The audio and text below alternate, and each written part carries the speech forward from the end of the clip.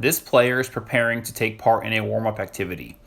The player is age 15 and is preparing to do a dribbling activity. Each of the cones forms a gate. The player will receive a ball and he will take off through the gates, forming an X pattern as he reaches the far end and turns back around and returns to the starting position. As you can see, he uses a variety of different techniques, speeds, and surfaces of his foot to manipulate the ball while maintaining balance and control through the gate patterns. This player may also decide to employ different skills such as scissor steps and step overs to maintain control and add a little bit of variety to his warm-up activity. This drill is designed to get him used to maintaining close control of the ball while giving him the freedom to express himself through the patterns as he negotiates his way through the grid.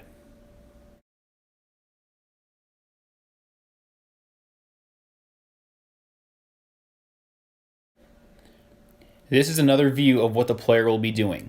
As you can see, he starts from a stop and gets through the gates, still using a variety of different speeds, techniques, and dribbling patterns. As this is his second set, he is going a little bit faster and using a little bit more variety in his technique as he dribbles through each of the gates. The main goal here is to continually push him while not sacrificing technique or speed, but yet to meet him where his skill level allows him to perform the drill without failure.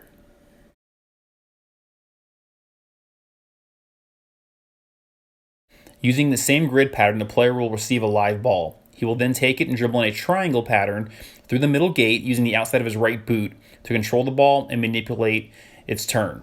He will then do so with the left boot while maintaining close control and technique throughout the duration of this exercise. Because he is still warming up, he is working through his dribble patterns. He will increase his speed while trying to maintain close control but not sacrificing either one of them throughout the duration of this activity. This is another variation of the triangle dribble pattern using the gates. The player will receive a ball in the half turn and dribble with speed through the middle to form a triangle that is smaller. He will then accelerate through the gates, back through the middle, and form a triangle at the larger end. This will force him to use all surfaces of his foot, maintain close control and speed without sacrificing his technique, while maintaining a sense of balance and using some moves along the way to express himself in the dribble pattern. Here the player is doing another activation exercise where they have to use the underside of their foot and the outside of the opposite foot to manipulate the ball through the cone lines. The focus here is to force the player to go in different directions while maintaining close control and speed. Seeing as he's fatigued from the dribbling grids, he is challenged now to focus more on small touches while maintaining speed and control throughout the duration of this drill.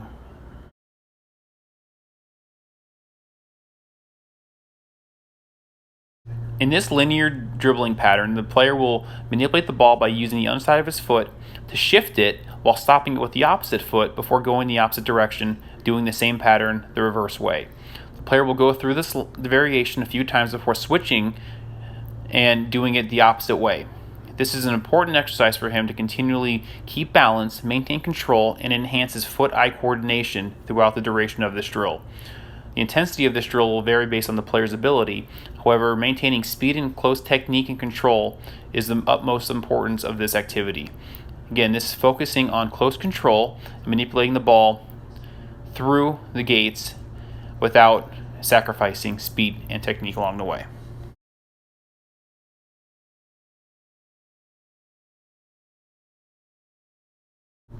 Here the player is dribbling vertically using a different technique each time to move the ball through the cone line. He will switch from using both feet to only one foot while maintaining close control and speed throughout the duration of this activity.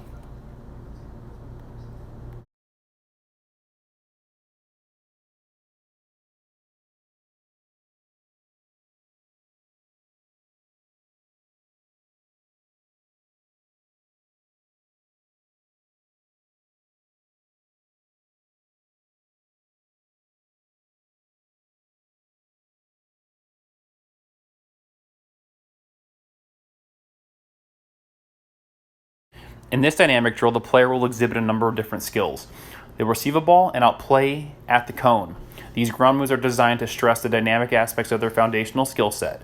They will then receive a ball back from the coach on the opposite side, play themselves in off the wall, and then return the ball to the coach. That stresses short-range passing and long-range passing. They will be forced to receive the ball under control, maintain a sense of balance, and exhibit a dynamic aspect through their ground move and outplaying techniques. The player here will start to exhibit more dynamic aspects through their ground moves the longer the set goes on. This is a fatiguing type drill, so the player is going to have to stay focused on technique, control, and speed while maintaining a certain rhythm to ensure that they are getting optimal reps throughout the duration of this drill.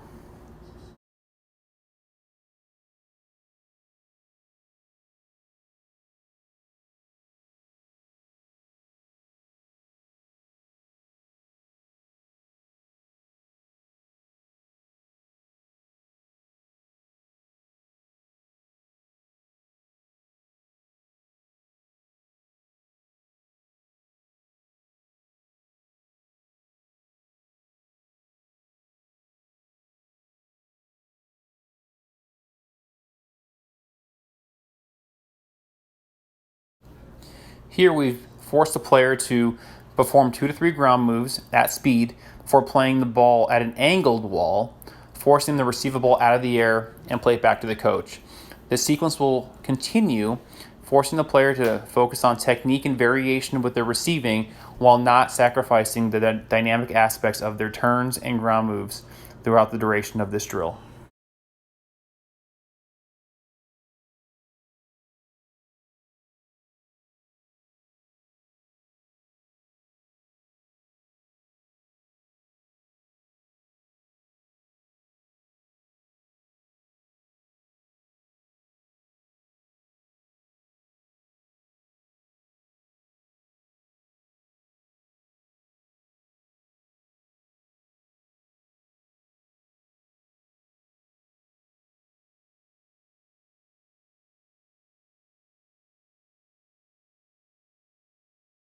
In this sequence, the player will be performing ground moves dynamically in an effort to outplay the opponent. In order to do this, the player rehearses doing these in an unopposed setting, but maintains speed and dynamic capacity the entire time. The ground moves are consisted of a V turn, an L turn, a pull push, an outside chop, a Cruyff turn, followed by some scissor steps or step overs, allowing the player to recover and express themselves. Each one of these sets is performed at maximum speed in order to give the player the ability to maintain control while not sacrificing technique. As you can see, the player here is fatiguing, yet maintaining a high level throughout the duration of this activity. What we're trying to focus on is 1v1 outplaying maneuvers. They would need to use these game realistic moves in a game if they got caught in a position where they needed to lose a player or break free and change direction. Other skills that we are teaching here are obviously ball control, but body control, body feints, using the ability to recover and work through a set at speed for high levels of reps.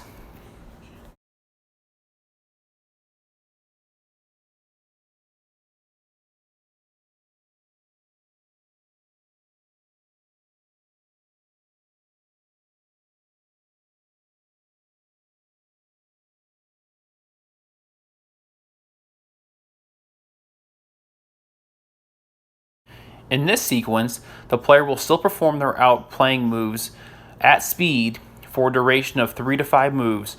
They are then allowed to take a ball, pass it off the wall, and then finish, forcing them to continue to stay focused even through fatigue. The player there missed the wall, so we get right into another rep right away.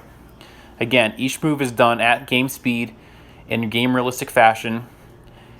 They are then forced to focus on hitting a small target such as that wall and then hitting a larger target. For a player like this who is the defender, that shot could actually be a long ball upfield to a teammate. It could also be a through ball, but what we're focusing on is maintaining control and game realistic movements at speed with dynamic capability. Again, these are very fatiguing drills, but the players are forced to stay focused and maintain control of both the ball and their body the entire time. In this sequence, we've removed the kick wall. The player will then receive a ball, perform 5 to 7 dynamic ground moves at speed before being given the opportunity to finish on goal.